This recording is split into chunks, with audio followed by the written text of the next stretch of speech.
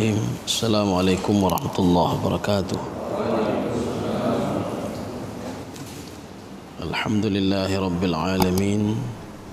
Wassalatu wassalamu ala asyrafil anbiya'i wal mursalin wa ala alihi wa ashabihi ajma'in. Raditu billahi rabba wa bil islami dina wa bi Muhammadin nabiyya wa rasula. Rabbi shrah li sadri wa yassir li amri wahlul 'uqdatam min lisani yafqahu qawli. Allahumma ja'al jam'ana hadha jam'an marhuma wa tafarruqana min ba'dihi tafarruqan ma'suma. Kaum muslimin dan muslimat sidang jamaah subuh yang dirahmati Allah, kita sudah memasuki surah Al-Kafirun. Ini nama lainnya adalah surah Al-Mu'abadah. Mu'abadah itu artinya masalah ibadah. Ada juga yang mengatakan ini namanya surah Al-Mu'anadah. Mu'anadah itu pembangkangan ya. Jadi artinya Nabi itu tidak boleh mendengar orang-orang musyrik ya. Ini Mu'anadah namanya. Ada juga namanya surah Ad-Din. Din itu jangan salah kita. Din itu bukan agama ya. Din itu al-jaza. Jaza itu balasan. Jadi surah Ad-Din artinya surah balasan ya. Kaum muslimin sidang jamaah yang dirahmati Allah. Ini surat ini kata Ibnu Abbas, ini dikutip oleh Imam Sawi di dalam tafsir beliau, tafsir Ibnu Abbas. Laisa fil Qur'ani asyaddu ghaidhan li iblis minha. Jadi tidak ada surah yang paling dibenci oleh iblis kecuali surah ini, Pak. Ya. Cukup benci iblis, Pak. Baik dengarnya. Qul ya ayyuhal kafirun. Artinya apa? Iblis itu senang sekali kita ini bercampur dengan urung-urung kafir, Pak. Dia senang sekali dia. Iblis itu senang sekali kita ini berbuat syirik ya. Karena ayat ini maka dinamakan juga dengan ayat muqashqashah. Ayat bara'atu minasyirik ya, untuk jauh dari syirik. Sering-sering baca ayat ini. Makanya sahabat bertanya kepada Rasulullah sallallahu alaihi wasallam, "Ya Rasulullah, ausini ya Rasulullah. Wasiatkan kepada saya sesuatu ya Rasulullah." Maka Rasulullah mengatakan, sebelum kamu tidur itu Iqra Qul ya ayyuhal kafirun. Jadi bacalah surah Qul ya ayyuhal kafirun. Kemudian ditanya oleh sahabat, kenapa ya Rasulullah? Karena surah ini adalah bara'atu minasyirik. Bisa menjauhkan kamu dari perbuatan syirik. Karena syirik itu jangan kita pikir syirik itu menyembah patung saja, tidak. Jadi makanya jangan kita lihat nanti ayat ini kok bisa berulang-ulang. La a'budu ma ta'budun wa la antum 'abiduna ma a'bud wa la ana 'abidum ma 'abadtum. Abidun diulang lagi, wa la antum 'abiduna ma a'bud. Ini kok ada diulang-ulang ni. Maka imam pun balik bacaan. Ini ayat ini ada apa seperti ini? Apa fungsi pengulangan di situ? Ibnu Abbas mengatakan la tikrara fil Quran. Tidak ada pengulangan dalam Al-Quran. Kata beliau, kenapa tidak ada pengulangan dalam Al-Quran? Karena makna yang diulang itu memiliki makna yang lain, ya, lain maknanya. Tidak sama maknanya lain. Makanya ketika diulang-ulang oleh Allah bukan pengulangan namanya. Datang makna yang lain lagi. Ya, ini begitu juga. Jadi makanya ini kata Ibnu Abbas yang diadopsi oleh Imam Sawi, li'annaha tauhidun wa bara'atun minasyak. Kenapa ditakuti oleh iblis? Karena dia itu sifatnya tauhid, mentauhidkan Allah. Ya, mentauhidkan Allah. Makanya kalau ada orang ria, kenapa ria dikatakan oleh Rasulullah ria itu adalah syirik kecil? Ya. Jadi ria itu kita berbuat sesuatu supaya dilihat oleh orang lain. Itu syirik kecil itu, Pak. Syirik kecil.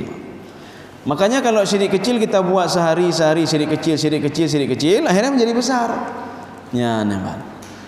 Jadi makanya seseorang membantu orang lain supaya dilihat oleh orang lain itu syirik, Pak. Arti syirik kita sebenarnya beribadah dengan Allah tapi ada yang ketiga. Ya, jadi syirik itu lebih daripada dua, artinya ada yang ketiga. Wa bara'atu minasyak. Dan ini apa namanya, bara'ah. Bara'ah itu jauh dari ragu-ragu. Jadi kita ini kalau sering membaca ayat ini jauh dari ragu-ragu. Nyo pulem pubuk pubeknyo syirik puhanyo je puhan ya ragu. Makanya ditakuti oleh iblis. Iblis takut sekali. Jadi makanya iblis sekarang menyuruh kita supaya kita itu ragu-ragu dalam beribadah dan kita syirik. Ya, supaya apa? Orang syirik itu tidak bisa dimaafkan oleh Allah Subhanahu wa taala. Hana maaf huruf syirik. Jadi kalau sudah masuk ke dalam neraka nanti, itu semua ditolong oleh Allah kecuali orang syirik. Makanya orang syirik yang bersama iblis itulah orang syirik itu. Kalau yang lain tidak, yang lain cuma sebentar saja. Kemudian setelah itu diangkat oleh Allah, bisa 1000 tahun, 2000 tahun, 5000 tahun, lebih 5000 tahun dalam neraka, baru dia angkat nanti. Yang tinggal kekal di situ adalah syiriknya. Berarti ini yang dicari oleh iblis sekarang, Pak. Bagaimana kita supaya pergi minta kepada selain Allah, pergi ke dukun, pergi ke nyo, pergi ke ini, Pak. Syaitan senang sekali hal-hal seperti itu. Wa innama zadat al-ikhlasu fi thawab anha. Bahkan kalau kita sering baca-baca ini akan menimbulkan sifat ikhlas dan akan ditambah pahala ya, Pak. Ikhlas untuk ibadah. Ya, kalau namanya dah baca-baca surahnya, Pak. Tapi harus kita pahami, ya, harus kita pahami. Jangan kita tidak memahaminya, Pak. Jadi jangan baca saja tapi tidak memahaminya. Kaum muslimin sedang jemaah yang dirahmati Allah, ini jumlah ayatnya wa ayatuha sit. Ayatnya 6 ya. Tapi ada beberapa penafsir mengatakan begini, ini ayat ini 66 ini diturunkan di Mekah, maka namanya Makkiyah. Tapi ada sebagian penafsir lagi tidak, ini dibagi dua ayat ini. Sebagian turun di Mekah, sebagian turun di Madinah. Ya. Ada yang mengatakan oh tidak, ayat ini di Madinah. Mana buktinya? Ketika itu dalam sebuah riwayat ja'a rahtun ila Nabi sallallahu alaihi wasallam. Pada suatu hari datang di bawah 10 orang, enggak disebutkan di bawah 10 orang itu siapa. Ini ada dalam tafsir Ibnu Katsir, Pak. Di bawah 10 orang itu datang menjumpai Rasulullah ketika Rasulullah berada di Madinah. Ya, berarti ayat itu turun di Madinah. Ya, ini, Pak. Tapi sebagian mengatakan tidak, ayat itu turun sebagian di Mekah, sebagian di Madinah. Ini tidak ada masalah, tidak ada persoalan. Hal-hal ubuk-ubuk bina kan? Nya hana masalah. Lagi urung pegang masalah ai kuno hana apa yang masalah urang najak teman tu bawah yang masalah. Yang kuno hana kuno terserahlah. Yang masalah jina urang najak teman tu bawah. Kaum muslimin sedang jemaah yang dirahmati Allah. Di dalam tafsir Ibnu Katsir, jadi beliau mengatakan Nabi Muhammad sallallahu alaihi wasallam itu sering sekali membaca Qul ya ayyuhal kafirun itu sebelum fajar. Jadi sebelum fajar beliau salat raka'ataini, salat 2 rakaat, salat sunat fajar, membaca rakaat pertama itu Qul huwallahu ahad, rakaat kedua Qul ya ayyuhal kafirun. Ini sama seperti kita salat witir, salat witir. Pertama membaca Sabbihisma rabbikal a'la, yang kedua kita baca Qul ya ayyuhal kafirun. Ini begitu juga tapi sunat fajar. Kemudian salat setelah ba'dal maghrib. Setelah maghrib itu Nabi salat sunat 2 rakaat, itu membaca rakaat yang pertama Qul huwallahu ahad, yang kedua Qul ya ayyuhal kafirun. Jadi artinya Qul ya ayyuhal kafirun itu terus dibaca oleh Rasulullah SAW. Kenapa? Ini ayat ini sangat dibenci oleh iblis, Pak. Kaum muslimin sidang jamaah yang dirahmati Allah. Ya, sekarang kita kita masuk ayat yang pertama. A'udzubillahi minasyaitonirrajim. Bismillahirrahmanirrahim. Qul ya ayyuhal kafirun. Ya. Jadi setiap ada kalimat qul di sini di dalam Al-Qur'an, ini namanya uslub khitabi namanya. Uslub khitabi itu artinya dialog antara Allah langsung dengan Nabi Muhammad sallallahu alaihi wasallam. Biasanya kebiasaan kalau uslub khitabi itu berarti ada masalah, ada problem. Katakan hai Muhammad, berarti apa? Ada problem yang tidak diketahui oleh Nabi Muhammad dan tidak terpecahkan oleh Nabi Muhammad sallallahu alaihi wasallam. Makanya sebab turun ayat ini datang 4 orang, dalam tafsir Sawi ini 4 orang. 4 orang itu siapa? Ya. Yang pertama Walid bin Mughirah, ya. Yang kedua As bin Wa'il. Yang ketiga Umayyah bin Khalaf. Yang keempat itu Aswad bin Al-Muttalib, ya. Wal Aswad bin Muttalib, 4 orang. Mereka ini mendatangi Rasulullah sallallahu alaihi wasallam. Jadi ketika mereka mendatangi Rasulullah SAW, apa kata mereka? Ya Muhammad, kami menyembah Tuhan kamu 1 tahun, kamu menyembah Tuhan kami 1 tahun. Ya. Kami sembah 1 tahun, kalian sembah 1 tahun. ketika kami sembah 1 tahun Tuhan kalian, kami melihat nanti ada kebaikan-kebaikan, maka kami akan meninggalkan Tuhan-Tuhan kami. Kami akan mengikuti Tuhanmu ya Muhammad. Dan kalian juga harus tahun depan harus menyembah Tuhan kami selama 1 tahun juga. Selama tidun tembah petung ya, selama tidun. Nanti kalau dalam 1 tahun itu ada kebaikan, kalian hendaklah meninggalkan Tuhan kalian itu. Nabi Muhammad bingung, ini bagaimana jawabnya ini? Gimana cara jawabnya? Jadi makanya Rasulullah SAW ketika itu diturunkan ayat oleh Allah Subhanahu Wa Taala, Qul ya ayyuhal kafirun. Hai Muhammad, katakan kepada urung-urung kafir. Ya. Ini kafir itu berarti ya mereka ini, 4 orang ini. Memang di dalam surah Al-Bayyinah, kalau yang dikatakan kafir itu siapa? Kafir itu Yahudi dan Nasrani kafir. Yang orang Quraisy itu siapa? Orang-orang musyrik. Ya, orang Quraisy itu orang musyrik. Lam yakunil ladzina kafaru min ahlil kitab wal musyrikin. Jadi yang dikatakan orang kafir itu min itu min lil bayan. Maka dijelaskan oleh Allah Subhanahu Wa Taala, bayani. Bayannya apa? Siapa itu kafir? Kafir itu adalah ahlul kitab, orang Yahudi dan Nasrani. Jadi dikatakan kafir kenapa Yahudi dan Nasrani? Di dalam hukum mereka itu sudah jelas, dalam Taurat, dalam Injil itu sudah jelas hukumnya. Tapi karena mereka sudah tahu hukum, mereka tutupi lagi hukumnya. Ya, ini dikatakan kafir. Ini asli makna kafir. Kemudian makna kafir ini menyebar lagi.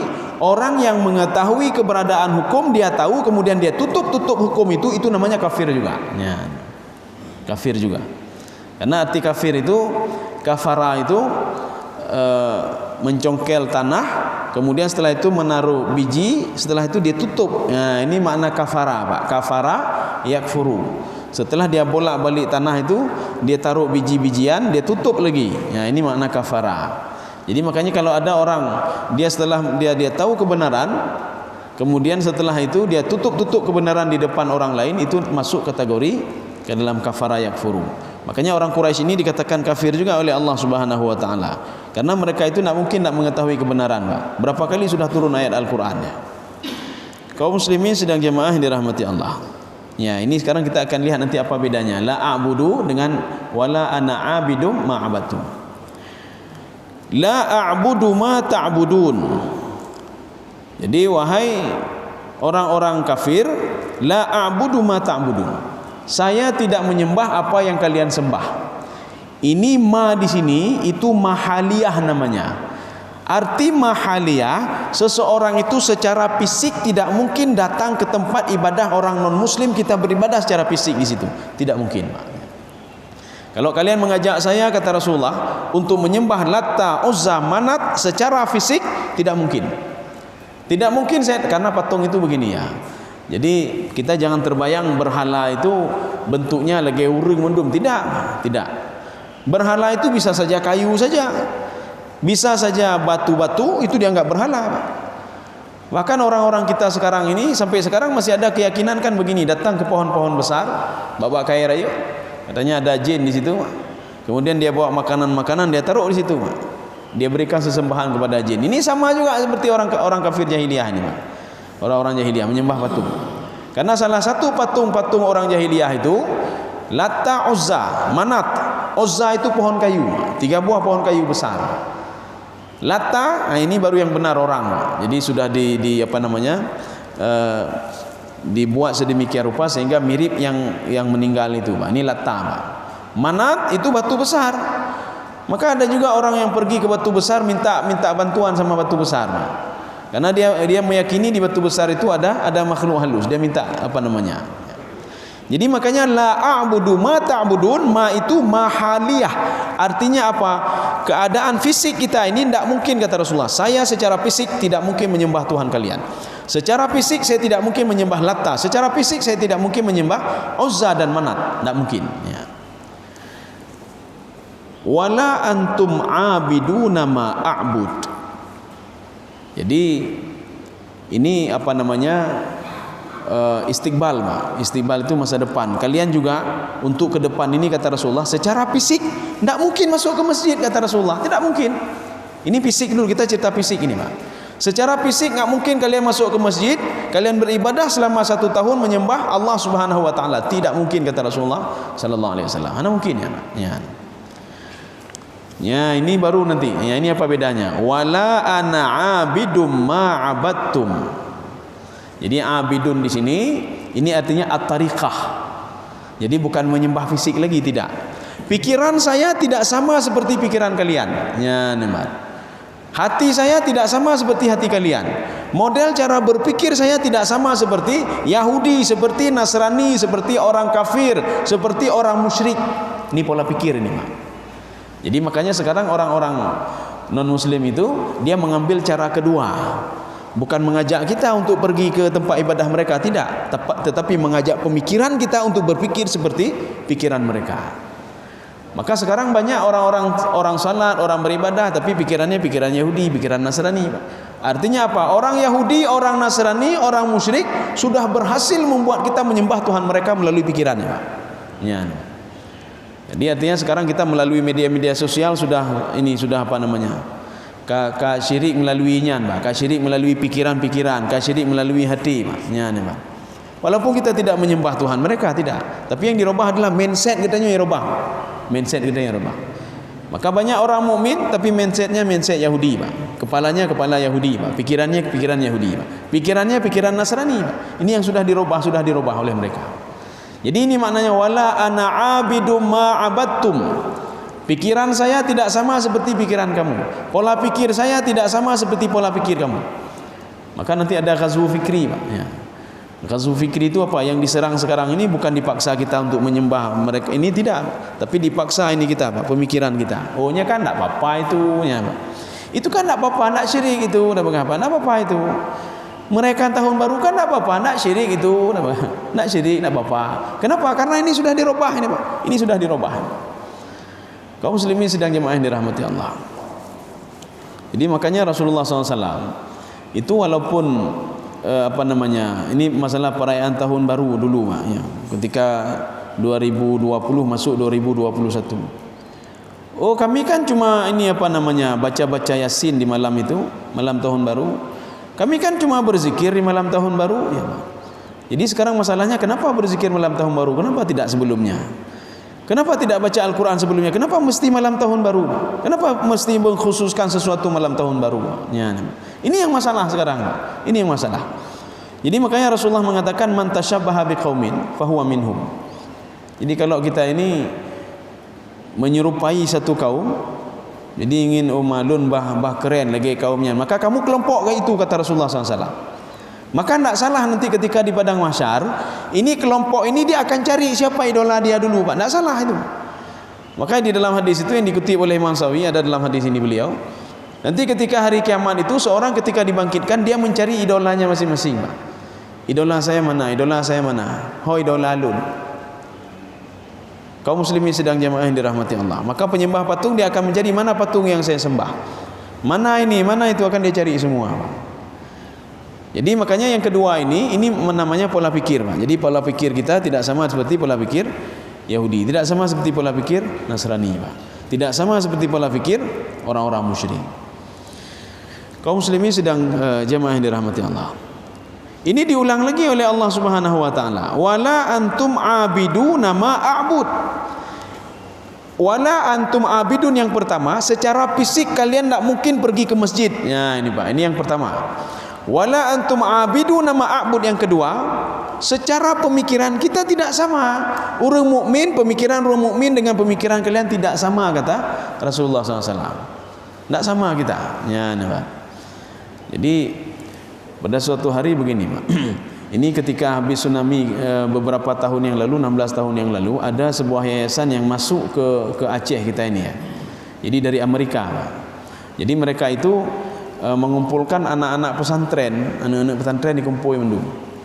Jadi diberikan les gratis bahasa Inggris, ya. Jadi setelah diberikan les gratis bahasa Inggris, waktu itu di bulan puasa Ramadan. Ketika puasa Ramadan mereka mengatakan ini jangan pulang dulu, kita buka puasa bersama ini. Di mana Aceh? Di Aceh, Pak. Di Aceh. Kita buka puasa bersama. Jadi ketika buka puasa bersama, kurma ada di situ. Nah, kurma ini, ya, kurma, nah semua untuk menu berbuka, ya, nah mendung. Jadi ketika itu ditanya, kenapa tidak buka puasa terus? Saya ditanya oleh orang kafir ini, Pak. Kenapa tidak buka puasa terus? Oh, kami tunggu ini dulu waktunya. Oh, tunggu waktu. Kemudian ditanya lagi, untuk apa kalian berpuasa? Puasa itu untuk apa? Kami berpuasa supaya bisa merasakan bagaimana orang-orang miskin dan fakir tidak makan. Itu sengsara diri katanya, menyengsarakan diri kalian. Kalau ingin kalian ini supaya bagaimana ingin berbuat baik dengan mereka, tidak usah menyengsarakan diri. Itu bodoh namanya, kata mereka, Pak. Kalau kalian ingin membantu mereka, ambil makanan bantu mereka, jangan puasa. Puasa kan ini namanya ya poh-poh dro nih katanya, Pak. Iya juga ya katanya, Pak. Iya juga. Maka salah satu santri itu datang kepada saya, dia tanya, apa betul begitu? Menyengsarakan diri katanya. Ini artinya apa? Mindset mereka dirubah ini, Pak. Mereka itu bukan dipaksa untuk menyembah Tuhan mereka, tapi mindsetnya dirubah. Inilah yang Rasulullah katakan, yang kamu pikirkan itu tidak sama seperti yang kami pikirkan.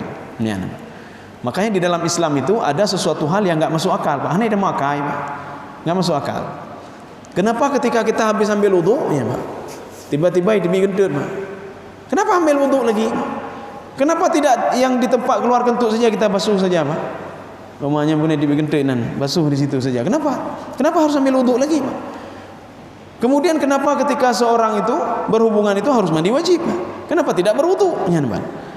Ada sesuatu hal yang tidak bisa diinikan oleh manusia, Pak. Enggak bisa Kenapa begini? Kenapa begini? Kita ikut saja, ikut. Kenapa ketika seorang itu berkurban, ya, Pak? Berkurban kan menyembelih kambing. Kurban, sembelih kambing, sembelih lembu, sembelih unta. Korban sudah banyak. Kenapa tidak diganti dengan duit saja? Ya, Pak. Nah, pemikiran digantong ngempeng. Makanya di Arab Saudi itu kalau sudah musim kurban, unta cukup jai di sinan, Pak. Kambing cukup jai. Bahkan negara-negara seperti Mesir, Sudan dan lain sebagainya, mereka menunggu pajanime. Akhirnya dibawa itu, Pak. Hanai Mahomeli, Pak. Ke Ethiopia, entah kemana-mana dibawa. Karena sudah banyak sekali, Pak. Apalagi musim haji, Pak. Banyak sekali di situ. Kenapa tidak dengan duit saja? Dengan duit kan bisa membantu anak yatim, bisa beasiswa dan lain sebagainya. Kadang-kadang hanya ada muakai, Pak. Makanya penyembelihan itulah syariat. Memang harus sembelih, Pak. Penumpahan darah. Jadi sembelih itu memang harus tumpah darah dia. Tidak boleh kita pikir secara logika, Pak. Ini di kampung ini kambing sudah banyak sekali, Pak. Anak yatim pun makin banyak. Kepa anak yatim? Pajuh lemah tapi kambing tapi. Hana galau lemah kambing bawang perlepeng. Diumumkan dulu Tengku Haji, Tengku Imam. Jadi Tengku Imam kasih umumkan, ini untuk tahun ini kita korban tidak dengan kambing lagi, tapi dengan duit juga, Pak. Kenapa? Karena anak yatim banyak sekali dan tidak ada yang makan kambing lagi. Tidak boleh. Kenapa? Kita secara logika kan begitu, tidak boleh. Jadi agama itu bukan agama tidak menggunakan ini. Jadi makanya kenapa yang kedua, wala antum abiduna ma a'bud, mindset kalian tidak sama seperti mindset orang Islam. Jadi agama itu tidak berpikir secara logika, tidak. Kenapa salat? Kenapa ini? Untuk apa tanya? Sudah diwajibkan oleh Allah. Allah kagayu puasa, kita puasa. Akhirnya salah, dirikan salat kita. Bayar zakat. Ya. Jangan kita pikir logika ini untuk apa bayar zakatnya. Hanya urung kering ini, Pak. Urung kering. Ya. Jadi makanya salah satu ciri-ciri orang munafik itu kan kering juga. Ini dalam surah Al-Ahzab. Asyihatan alaikum, ya kata Allah, Pak. Jadi orang munafik itu dia ngomong ini ngomong itu, alai pupui berapa, Pak. Salat dia, ibadah, ngomong ini ngomong itu, ketika kita nyok menjak pedang masjid yang kagreh-groh yang masjid pedangnya peng tabi nya munafik, ya, Pak. Di dalam surah Al-Ahzab itu termasuk golongan munafik. Makanya kenapa banyak sahabat Rasulullah yang ikut perang Uhud, 1000 orang pertama perang Uhud, Pak. Kemudian tidak jadi berangkat 300 orang, tinggal 700 orang, Pak. 700 orang ini ketika ikut perang Uhud, ketika kalah 70 orang meninggal wafat. Itu berarti kan tinggal 630 lagi. 630 itu lari semua, yang tinggal dalam satu riwayat 12 orang, 18 orang, ada yang mengatakan 3 orang. Talha, Rasulullah, Jibril, lain kabeh pelungundung. Ketika itu Allah katakan, saya bisa membedakan sekarang mana orang munafik, mana orang baik-baik, mana orang syuhada, mana orang-orang mukmin, kata Allah Subhanahu wa taala. Kaum muslimin sedang jemaah yang dirahmati Allah. Tetapi yang sangat ini sekali. Allah mengatakan salah satu ciri orang munafik itu kata Allah asyihatan alaikum, urang kerit ni Pak. Kerit Pak. Ya. Dia ngomong ini ngomong itu ketika hai dengku nanya bacut nyambe na leke Pak lun. Tapi ide je na leke nyian banyak. Pegahnya pegah je Pak. Makanya ketika perang Badar, perang Uhud kan begitu. Sebelum perang Uhud ngomong ini ngomong itu mereka Pak. Ketika perang Uhud mereka lari Pak. Karena apa? Mereka sudah kalah dan tidak dapat ghanimah. Ghanimah itu harta rampasan. Tetapi ketika perang itu tidak ada lagi. Ya ni Pak. Bi'al sinatin hidat. Mereka itu ngomong ya strategi-strateginya depu pekan dalo ya Pak. Padahal bunuh hana diikut perang ya Pak. Tahu kenapa kalah? Kita begini strategi kurang ini dia ngomong. Tadi kenapa tidak ngomong dia? Yang kan salah satu ciri orang munafik ini. Banyak ngomong. Kaum muslimin sedang jemaah yang dirahmati Allah. Maka ayat ini ditutup dengan lakum dinukum waliyadin. Kita selama ini dalam terjemahan bagimu agamamu, bagiku agamaku. Kalau kita menerjemahkan seperti itu, berarti Allah mengakui agama mereka. Padahal setelah turun surah Al-Maidah terakhir itu Allah tidak mengakui lagi agama mereka. Enggak ada agama lain kecuali agama Islam. Hana agama lain. Jadi al-yauma akmaltu lakum dinakum wa atmamtu alaikum ni'mati wa raditu lakumul Islam madina. Islam. Karena ayat ini bukan untuk zaman Nabi saja, qul ya ayyuhal kafirun, sampai sekarang berlaku. Artinya kalau kita baca ayat ini sekarang, ya, lakum dinukum waliyadin, agamamu, agamaku dan begitu. Padahal bukan itu maknanya. Ad-din ini baik itu di dalam tafsir Sawi, dalam tafsir Baydawi ini kecuali Jalalain Pak. Imam Jalalain mengatakan ad-din itu syirik maknanya Pak. Lakum dinukum, kamu sudah syirik ya syirik terus sana. Waliyadin, saya ini orang beriman, tak sama musyrik sama beriman. Ya ni Pak. Beda, bukan agama Pak. Syirik itu bukan agama. Ya. Tapi cuma beliau saja. Imam Jalalain Pak.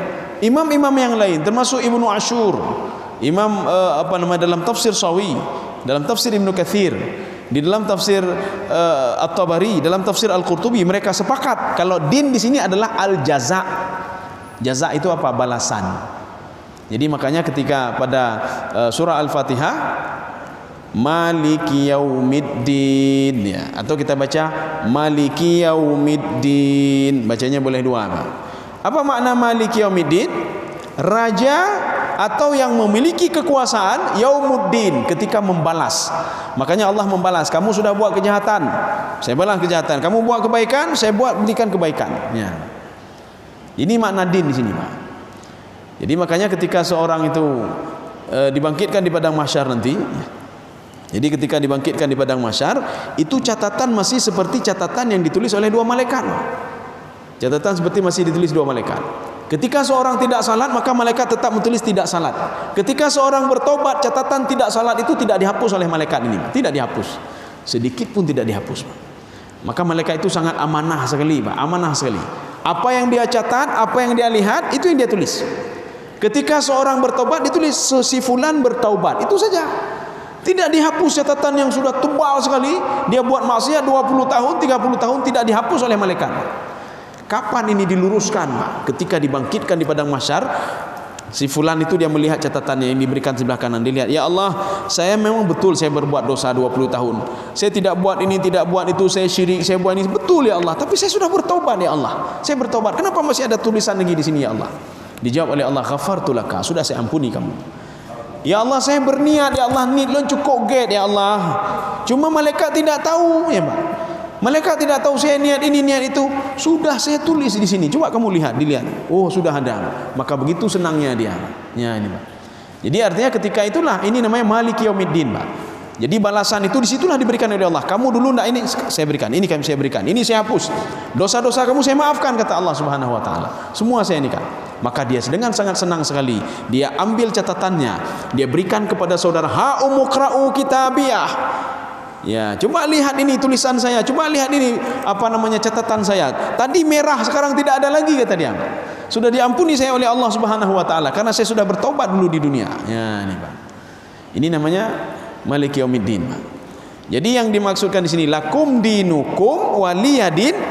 Kamu kalau tidak mau mendengar saya, kata Rasulullah, ya ini Pak, ini kalimat ini yang diucapkan oleh Rasulullah kepada orang kafir, lakum dinukum.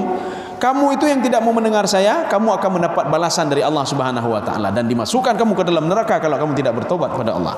Waliyadin, dan saya seperti ini, saya terus beribadah kepada Allah, saya baca Al-Quran, saya salat dan lain sebagainya untuk mengharapkan pahala Allah Subhanahu wa taala. Ini makna din di sini. Jadi bukan din agama, tidak. Jadi mungkin ada yang perlu kita dialogkan.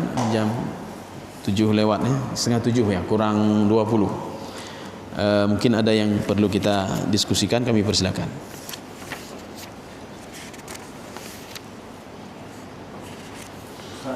Iya.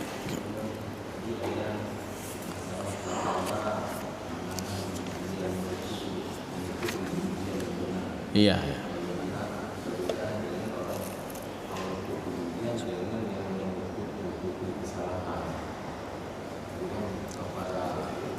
Oh ya.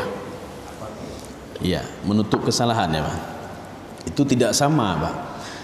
Itu menutup kesalahan, itu bedanya dengan kafara. Kafara itu dia sudah tahu Dia sudah tahu ada kebaikan-kebaikan, kemudian kebaikan ini ditutup oleh dia supaya orang lain tidak tahu. Ya, ini, Pak. Ya, itu bedanya. Ini kafara, Pak. Makanya orang-orang Yahudi, orang Nasrani itu mereka takut sekali orang lain tahu isi Tauratnya, maka disembunyikan ketika lahir Nabi Muhammad sallallahu alaihi wasallam. Padahal di dalam Taurat itu sudah ada cerita tentang Nabi Muhammad, Pak. Di dalam Taurat, di dalam Injil juga demikian. Maka ditutup-tutupi oleh mereka. Kenapa? Karena mereka dengki saja dengan Nabi Muhammad. Padahal mereka kalau tidak dengki sama Nabi, kalau seandainya, ini kita ngomong andai-andai, Pak. Kalau seandainya Nabi Muhammad itu lahir dari keturunan anak Nabi Ishaq alaihissalam, terus lahir ke bawah, mereka pasti menerima Nabi Muhammad. Kenapa? Nabi Muhammad keturunan ada orang Yahudi di situ, ada Bani Israel, ada Nasrani. Tetapi di luar perkiraan mereka, Pak. Nabi Muhammad itu lahir dari keturunan Nabi Ismail alaihissalam. Jadi Nabi Ismail itu, dari Nabi Ismail nggak ada Nabi lagi sampai ke bawah, nggak ada Nabi, kosong sampai ke bawah, Pak. Kecuali terakhir muncullah ada kelompok Adnaniyah. Dari Adnaniyah inilah munculnya Nabi Muhammad sallallahu alaihi wasallam. Lain nggak ada, Pak. Makanya orang kafir itu, orang Yahudi itu mereka menganggap begini, semua kan Nabi kan dari Nabi Ishak, Yakub, Nabi Yakub, Yusuf, terus itu Nabi, keturunan mereka semua, Pak. Ya, jadi artinya apa? Setelah turunnya Taurat, mereka yakin ini ada Nabi terakhir. Jadi makanya pendeta-pendeta Yahudi itu ketika Nabi Muhammad SAW dibawa oleh pamannya Abu Talib, ya, Abu Talib sayang sekali kepada ini, Pak, sehingga sudah menganggap anak sendiri, Pak.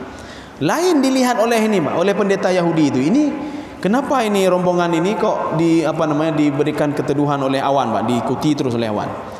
Besoknya tidak dibawa oleh pamannya, mungkin dikandini. Ditanya oleh pendeta tadi, anak yang kamu bawa kemarin itu mana anak itu? Ya. Itu siapa itu? Itu anak saya, kata Abu Talib. Tidak, saya tidak percaya saya. Itu anak saudara saya. Kalau itu saya baru percaya, kata dia. Ada apa dengan dia? Saya lihat ada aneh lain sama dia. Kalau saya lihat dari ciri-cirinya itu, dia ini adalah nabi dan rasul yang terakhir. Ini kata pendeta Yahudi tadi. Mulai sekarang jangan pernah bawa lagi dia ke Syam dan jangan pernah bawa lagi ke Madinah. Kalau bawa ke Madinah diketahui oleh orang Yahudi, dia akan dibunuh. Kenapa? Karena dia lahir dari keturunan Quraisy. Ya, bukan lahir dari keturunan mereka. Makanya setelah kejadian itu Nabi Muhammad tidak pernah dibawa lagi ke Syam. Karena dari rihlatas syita'i wa saif, ke Yaman pun tidak ada, ke Syam tidak ada. Makanya Nabi Muhammad tidak pernah ke Yaman. Ya, ada jauh Yaman. Ya. Karena apa? Ditakuti ada orang-orang Yahudi dan ini yang dia akan membunuh Nabi Muhammad sallallahu alaihi wasallam. Ya, makanya setelah kejadian itu tidak pernah dibawa lagi. Mereka tahu dalam Tauratnya. Di dalam Injil orang-orang ini tahu juga ada dalam Injil. Ja'akum rajulur rasyid yurshidukum ilal haq wa huwa yatakallamu bima yasma'. Di dalam Injil itu dikatakan nanti akan datang setelah saya ini, kata Nabi Isa alaihissalam, seorang laki-laki yang membawa kalian kepada petunjuk, yurshidukum ilal haq. Ya. Dia itu ngomong bukan sembarangan ngomong dia apa yang dia dengar dari wahyu dari Allah Subhanahu wa taala. Ini yang ditutupi, Pak. Mereka sudah tahu kebenaran hidup. Namanya kafara. Tapi kalau menutup aib itu bukan. Menutup dosa, menutup aib dunia tidak, Pak. Ini artinya apa? Makanya kita tidak boleh menutup ilmu, Pak. Yang tak tepu dah pegah. Kalau kita lihat orang lain salah ini kita ngomong, Pak. Tapi ngomong baik-baik. Kalau tidak mau ya sudah, kita ngomong baik-baik. Karena apa? Prinsipnya begini. Kita ini cuma memberikan petunjuk dilalah saja, dilalah wal irsyad. Petunjuk itu kan ada dua model, Pak. Ada model petunjuk dari manusia. Arti petunjuk dari manusia apa? Dilalah wal irsyad. Kita cuma memberikan ini cara salat begini, cara puasa begini. Itu petunjuk namanya, Pak. Itu petunjuk ini saja, fisik saja. Petunjuk lain tidak bisa kita berikan. Kalau kamu mau salatnya khusyuk, kamu baca Fatihah yang benar. Ini petunjuk namanya, Pak. Dilalah wal irsyad. Ya, Pak. Jadi makanya Rasulullah SAW tugasnya cuma itu saja, dilalah wal irsyad. Dapurnya dilalah wal irsyad, Pak. Tetapi kita tidak bisa memberikan petunjuk hati kepada anak kita. Anjir. Makanya anak dengku yang hana itu mayang aja, Pak. Ada dia orang tuanya dengku tapi anaknya hana itu mayang bubuk maksiat ya. Orang tuanya mengajarkan agama kepada anaknya, tetapi dia tidak bisa memberikan hidayah kepada anaknya. Tetapi yang kedua, petunjuk yang kedua itu petunjuk dari Allah Subhanahu wa taala saja, lain tidak bisa, Pak. Namanya apa? At-taufiq wal ilham. Itu dari Allah, lain tidak bisa. Kecuali si fulan sendiri dia minta kepada Allah Subhanahu wa taala. Tidak bisa dia minta dengku nunjuk petunjuk, kelun petunjuk supaya, tidak bisa, Pak. Paling-paling meluruskan saja, ini tidak bisa, ini tidak bisa. Oh, nak mau dengar ya, terserah kamu. Bengeng-bengeng adanya, Pak. Jangan marah-marah. Ketika kita mengajak orang lain, kita buat ni, nak mau saya, nak mau ya sudah, kaku. Ya. Kita solat berjamaah, nak mau saya, nak mau ya sudah, ya sudah, kita mengajak saja. Kita tidak bisa memaksa orang lain, ya Pak. Ya, demikian. Ada yang lain? Ya, Ustaz. Waalaikumsalam. Bismillah.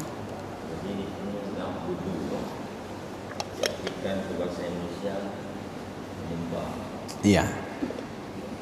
Kita masih kecil dulu di Sabang itu gereja dan rumah. Iya. Jadi kita sering melihat mereka juga buat ritual. Iya. Jadi karena kawan-kawan sembahyang itu tadi kok sembah api. Iya. Sembah patung. Kita lihat juga sembah batu, sembah ikan. Iya. Kata-kata sembah. Iya.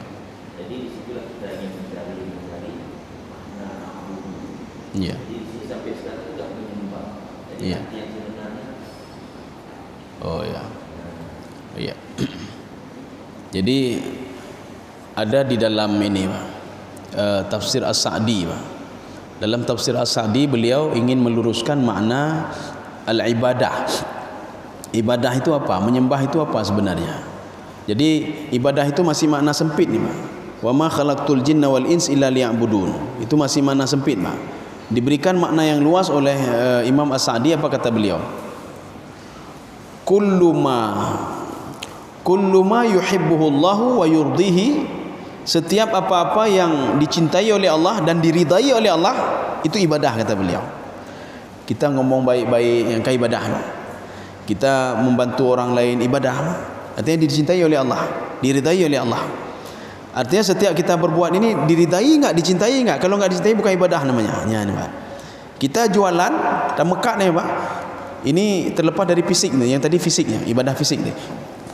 Kita jualan, kita pengen orang lain, Pak. Apa diridai? Hanya berartikan ibadah, Pak. Sesuatu hal yang tidak berlandaskan ibadah itu akan berentetannya apa? Tidak berkah, semua tidak berkah. Maka kalau seorang itu dipegah bakongkon, maka kehidupannya hana berkah. Orang itu mengegap, dipekurung timbangan, maka kehidupannya hasil daripada itu tidak pernah berkah hidupnya, Pak. Kenapa? Dia tidak beribadah kepada Allah Subhanahu wa taala. Ini konteks ibadah dengan sangat luas, Pak. Kullu ma yuhibbuhullah wa yurdihi min a'malin wa af'alin, min aqwalin wa af'alin. Jadi dari perkataan dan perbuatan. Jadi perkataan dia dicintai oleh Allah enggak? Diridai oleh Allah enggak? Ya. Oh, tidak diridai, berarti tidak ini. Oh, dia sujud kepada Allah. Nah, jadi makanya begini. Ini kalau kenapa kita cium Hajar Aswad? Kenapa cium Hajar Aswad? Jadi makanya inilah yang membuat Umar bin Khattab waktu itu dalam sebuah hadis, apa kata Umar bin Khattab? Umar ya cium Hajar Aswad, Tuhan yang saya, kata Umar bin Khattab, tidak mau mencium Hajar Aswad kecuali tatkala saya melihat Rasulullah mencium Hajar Aswad. Kalau tidak dicium oleh Rasulullah, saya tidak mau cium. Ya, ini kata Umar bin Khattab, Pak. Karena saya bukan menyembah batu. Ya, karena ini syariat. Jadi syariat itu artinya apa? Ada yang disuruh oleh Allah Subhanahu wa taala, diridai oleh Allah. Makanya cara beribadah itu disusun semua. Bagaimana cara beribadahnya, Pak? Cara beribadah bagaimana, jangan syirik. Nah, itu semua sudah ada. Ini kan dicintai, yang dicintai oleh Allah bagaimana? Cara ibadahnya bagaimana? Begini. Oh, yang dicintai oleh Allah cara beribadah bagaimana? Oh, begini. Ya, yang diridai bagaimana? Nah, jadi kan batu kita sembah batu, apakah diridai? Oh, tidak. Oh, berarti itu bukan ibadah. Ya, nampak. Berarti yang diridai oleh Allah Subhanahu wa taala, kita ini menghadap ke di Ka'bah. Jadi kan menghadap sebagian orang kan mengatakan menghadap barat, menghadap barat. Maka ketika dia sudah berada di Mesir menghadap ke barat, dia sembah ke Yunani, kata sana Allahu Akbar Yunani, Pak. Jadi bukan hadap ke barat, dia hadap ke Ka'bah ke situ, Ainul Ka'bah. Dari manapun posisi dia ke Ka'bah, Irak ke Ka'bah juga. Berarti kalau dia posisi di Irak bukan di barat lagi, sudah ke selatan, Pak. Kalau dia posisi dia di Turki sudah ke bawah lagi ya gitu. Ini yang diridai, Pak. Artinya dalam Islam itu punya ketentuan-ketentuan. Bagaimana cara ibadah ya Rasulullah? Sallu kama raaitumuni usalli, kata Rasulullah. Kita jangan pernah tanya nanti, Pak. Nyopakan lun sembah yang hanaduh dah begah, Pak. Ya. Saya kenapa sembah yang tidak ini? Kenapa saya sujud di depan ini? Karena sudah dinampakkan oleh Rasulullah, beginilah sujud yang disuruh oleh Allah Subhanahu wa taala. Jadi makanya kalau di dalam agama itu semua agama ada sujud, Pak. Mandum dan sujud, Pak. Kecuali apa? Yang tidak sama dengan kita rukuk. Hanya agama yang nak rukuk kecuali agama Islam. Makanya kenapa di dalam Al-Quran Allah tidak mengatakan fasjudu ma'asajidin? Tidak ada dalam Al-Quran. Kenapa Allah katakan farka'u ma'ar raki'in? Rukuklah bersama orang-orang yang rukuk. Maksudnya apa? Kalau ingin ibadah, kamu ingin mengetahui keberadaan saya, kata Allah, ikutilah orang-orang yang salat di masjid itu. Begitulah yang ini kan. Ya, nampak. Karena mereka rukuk. Yahudi tidak ada rukuk. Salat Yahudi tidak ada rukuk. Yang ada sujud, mereka berdiri saja, Pak. Salat Nasrani tidak ada, mereka itu berdiri saja mereka. Kadang-kadang sekali-sekali kalau mereka itu berterima kasih kepada Allah, syukur ya sujud ni, Pak. Jadi makanya sujud syukur itu pun tidak sembarangan. Nyampe katanya habis terima gaji, Pak. Oh, makanya gaji sujud syukur juga. Harus ada ketentuan ya, harus ada ketentuan. Itu namanya ibadah. Kalau salah ketentuan bukan ibadah namanya. Ya, Pak. Makanya sekarang yang kita lihat petinju-petinju, Pak, habis main tinju, ilu-ilu pun dong ya, Pak. Hanya itu saja. Habis menang sujud syukur, kita yang bukan sujud syukur kepada Allah. Sujud syukur lagi ni, Pak. Deh aurat mandum, Pak. Main bola main nanti tengah lapangan mati gol, sujud syukur, sujud syukur. Sujud syukur itu punya ketentuan, Pak. Harus berwudu, ya, Pak. Yang dilakukan Rasulullah kan begitu, Pak. Ini ibadah namanya. Kalau itu bukan ibadah, ya, Pak. Inilah kita beda-bedakan, Pak. Artinya apa? Ada contoh pada Rasulullah. Kan tak pegat-pegat, menyota pegat-pegat namanya apa? Bid'ahnya tak pegat-pegat. Nyo kajirnya, dah nyanyi. Oh, pokoknya lagi nyo lah. Makanya sujud syukur itu kan diajarkan kita. Ini seperti Rasulullah. Ini kita lihat Rasulullah SAW mengutus sahabatnya untuk berdakwah di Yaman. Ketika itu dapat berita, ini golongan yang mau Islam ya Rasulullah. Belum ada. Kemudian dikirim lagi oleh Rasulullah, sahabat satu lagi, ya Rasulullah pas keluar rumah waktu ada seorang sahabat mengatakan, ya Rasulullah, di Yaman sudah masuk Islam semua ya Rasulullah. Karena saking senangnya Rasulullah langsung masuk lagi ke dalam rumah. Rasulullah sudah ada wudu di badannya, langsung takbir Allahu Akbar. Jadi niat sujud syukur Allahu Akbar. Setelah berdiri langsung sujud Rasulullah Allahu Akbar. Apa bacaannya, Pak? Subhanallah walhamdulillah wa la ilaha illallah wallahu akbar wa la haula wa la quwata illa billahil aliyil azim. Ya. Ada ditambah lagi Rasulullah sama seperti sujud ni, Pak. Sajada wajhi alladhi khalaqahu wa sawwarahu wa syaqqa samahu wa basarahu.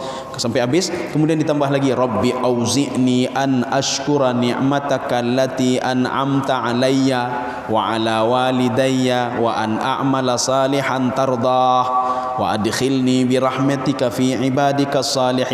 Allahu Akbar. Rasulullah duduk di antara dua sujud. Assalamualaikum. Yang kita lihat orang main bola ada seperti itu. Mana panena ya. Langsung dia sujud lagi. Ikan sama seperti orang penyembah berhala ya. Maka kalau kita lihat, saya ibadah apa orang dengku? Pak nak cuai ibadah kan. Ngilu puntung lagi-lagi mau pegang oleh lomba. Kan seperti orang penyembah patung ini, Pak. Ya. Jadi artinya kita punya ada syariat, di syariat. Oh ni begini, ya. Hanya tacok je kira, Pak. Oh. Makanya kalau kita begitu juga. Tiba-tiba nanti katanya berkeinginan bina, Pak. Tapreh-prehnya supaya haji umrah, hanam demi umrah, tapi tiba-tiba atau haji, Pak. Natruk tu, hai don haji tu. Kan senang luar biasa, Pak. Tacok je wudu, ada sajadah sujud syukur Allahu Akbar. Ya, Pak. Jadi artinya kalau tidak sanggup kita baca yang tadi Rabbi auzi'ni, kita baca tadi saja yang mudah saja. Subhanallah walhamdulillah wa la ilaha illallah wallahu akbar wa la haula wa la quwata illa billahil aliyil azim. Ya. Karena Rasulullah tiga-tiga itu ada dibaca Rasulullah. Yang ketiga ini yang dibaca oleh Nabi Sulaiman alaihissalam. Nabi Sulaiman alaihissalam, tetapi tidak disebutkan di situ apakah beliau itu sujud atau tidak. Yang jelas kata-kata ini diucapkan oleh Nabi Sulaiman dan diabadikan dalam Al-Qur'an ya Pak, oleh Allah Subhanahu wa taala. Apa kata-katanya? Ketika Nabi Sulaiman kan paham bahasa binatang Pak. Cukup cara Nabi Sulaiman Pak. Bahkan jin saja bisa tunduk di bawah Nabi Sulaiman alaihissalam Pak. Makanya Nabi Sulaiman minta kepada Allah, ya Allah berikan kepada saya kekuasaan. Arti kekuasaan apa? Bisa menundukkan sesuatu itu yang tidak dimiliki oleh orang lain. Makanya orang lain tidak bisa seperti Nabi Sulaiman sekarang. Nabi Sulaiman bisa menyuruh jin untuk yaghutsu. Yaghutsu itu untuk menyelam. Ada yang al-banna, banna itu membangun istana. Apa saja mau disuruh oleh Nabi Sulaiman alaihissalam. Ya, Nabi Sulaiman ketika beliau dengan pasukannya melalui sebuah lembah, rupanya di situ semut semua, banyak semut di situ. Ya. Ketika itu satu ekor semut, waqalatin namlatu dkhulu masakinakum la yahtimannakum Sulaiman wa junuduhu wa hum la yash'urun. Ini kata semut tadi Pak. Makanya kita baik dah fikir kita macam paling hebat ni Pak. Kita jip pegahaba. Padahal binatang je berdialog sama-sama binatang ni Pak. Kita tidak tahu Pak. Binatang bisa saja dia mencaci kita hana tak tepu Pak. Hana tak tepu. Dan pegahaba binatang bibit dan dia bisa saja titik urai ije kita Pak. Dia ini kan kita macam-macam ibah kita macam-macam Pak. Kita saja tidak tahu paham bahasa dia. Ketika itu Nabi Sulaiman dia paham bahasa semut tadi Pak. Ketika dia paham bahasa semut, fatabassama dhahikan min qawliha. Nabi Sulaiman tersenyum mendengar ucapannya. Kan dia berteriak keras sekali semut tadi Pak. Ya ayuhan namlatu dkhulu, dia berdiri di atas sebuah ini. Ya ayuhan namlatu dkhulu, itu terdengar oleh Nabi Sulaiman. Nabi Sulaiman langsung menghentikan ini ya. Ketika itu Nabi Sulaiman berdoa kepada Allah Subhanahu wa taala, Rabbi auzi'ni. Ya Allah berikanlah kepada saya ilham, kepada saya bagikan nikmat kepada saya ya Allah, an ashkura ni'mataka allati an'amta alayya, supaya saya bisa mensyukuri nikmat yang sudah Engkau berikan kepada saya ya Allah. Apa nikmatnya Pak? Nikmatnya itu bisa mendengar tadi apa namanya Pak? Ya. Jadi makanya